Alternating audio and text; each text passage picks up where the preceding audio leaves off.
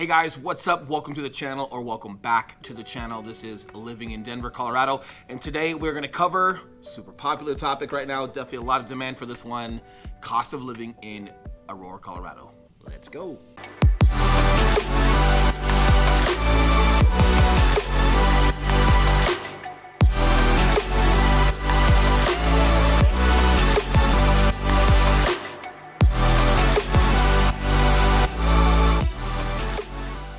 What's up, guys? We are the Mile High Property Brothers, Eli Schmidt and Will Grimes. And if it's your first time visiting this channel, make sure that you... Wascody wappy. Yeah. If it's your first time to the channel. Well wound up. Make sure you subscribe to the channel, hit that notification bell, and Yeah. Jesus. We're leaving that in. Yeah. It's been a busy market. We're busy in Aurora. It has been. Unedited. We're going to let this thing roll and just let you guys enjoy that. Couple contacts coming through for some YouTube stuff, ironically. Pretty cool. But if you guys have not subscribed, please do. And as much as we love making these videos, we would love more to help you guys with your real estate needs. We are licensed brokers in Colorado, so if there is anything specific, the number down below, call, text. We do respond. We do answer those phone calls, and again, we'd love to help you guys. But with that being said, Eli's going to start us off. We're going to get right into cost of living in Aurora, Colorado. So articulate. So good. I'll get there someday. I get paid a lot of money to do this.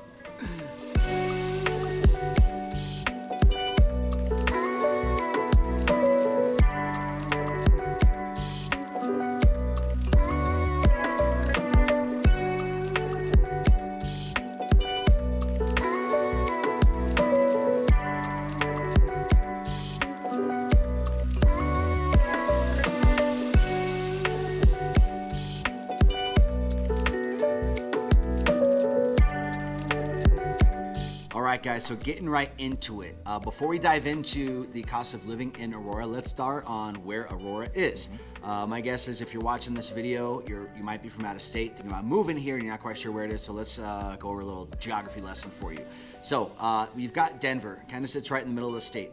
Aurora is going to sit east of Denver. Slightly southeast, but east of Denver. Yeah, it's also a very, very, very large city in Colorado, so it stretches down south quite a bit, almost all the way down to where it's touching Parker, and Parker is just north of Castle Rock. So it all kind of links up on the whole eastern side of the Denver metro area. It's a big location, so it rests right up next to Denver, but stretches all the way down to just about Parker and Douglas County areas.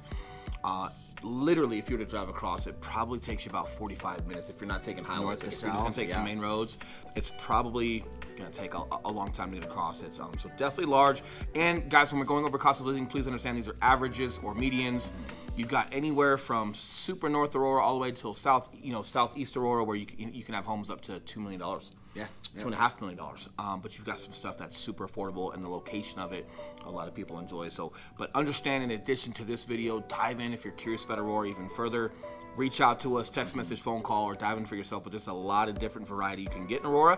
And please understand, this is all average or median. And you should definitely contact us or do some more research. Yeah, it's a great point. And also in this video, we're going to stay primarily focused on the housing market and then the rental market, and kind of dive into what that looks like for cost of living. For Colorado, across the state, the cost of living isn't going to vary that much as far as your normal bills, your normal utilities. So if you are curious about Colorado as a whole, definitely check out our cost of living in Denver, Colorado video, which we'll link in the comment section below, or I'm sorry, in the description below. Correct. So make sure to go check that out if you are curious about cell phone bills and groceries and whatnot. But just to give you guys an idea, Aurora overall, most of this comes from housing, but Aurora overall is about 10% cheaper than Denver, the city and county of Denver.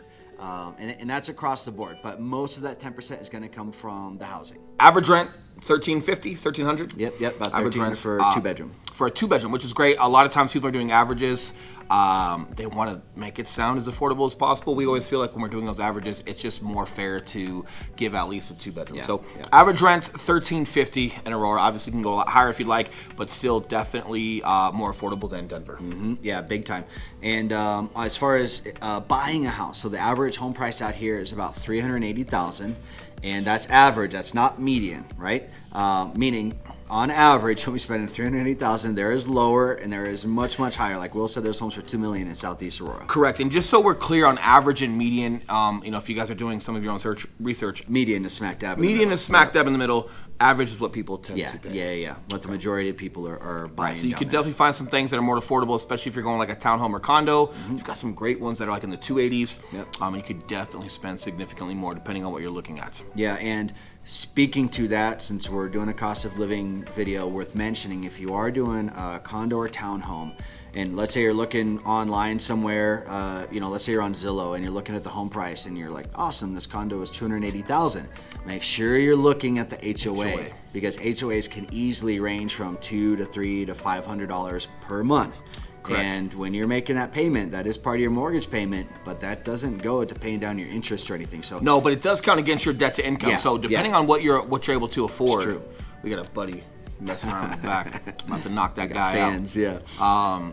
When you guys are going over your debt to income, right? They're going over how much you make, right? And then how much you spend and what your bills are. And ultimately, it's going to come up with a number of like, hey, you can afford a $500,000 house. But if that $500,000 house has a $400 HOA on top of it, you're not going to be able to afford that $500. It'll be more about the $450 range. So you have to understand that like your taxes and insurance and mortgage insurance and HOA, all of those are cumulative, have to still equal a certain percentage on your debt to income. So when you think you're being more affordable by finding something that's a lower price, townhome or condo, you might end up spending the same because of that. So definitely still keep open-minded to single-family homes. Obviously, you own the land and everything around it, versus townhomes, condos usually own the walls within. So definitely some things to think about.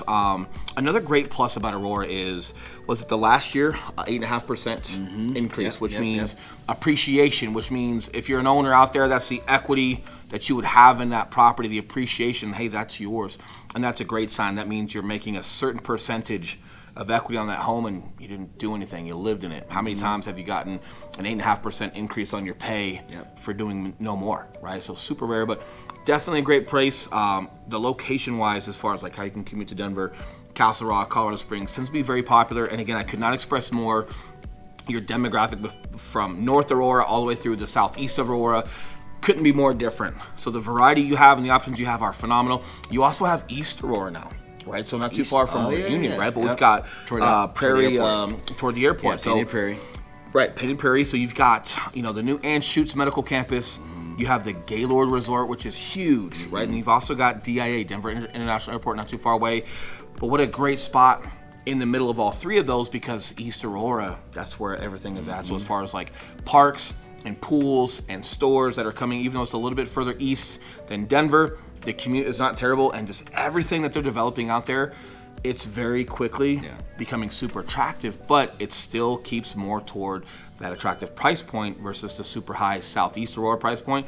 The eastern part of Aurora has been phenomenal so far. It's super brand new and still super affordable. Man, and for, I think one of the reasons that the eastern side of Aurora wasn't developed as much is because a lot of people just wanted to have a closer proximity to Denver or the Denver Tech Center.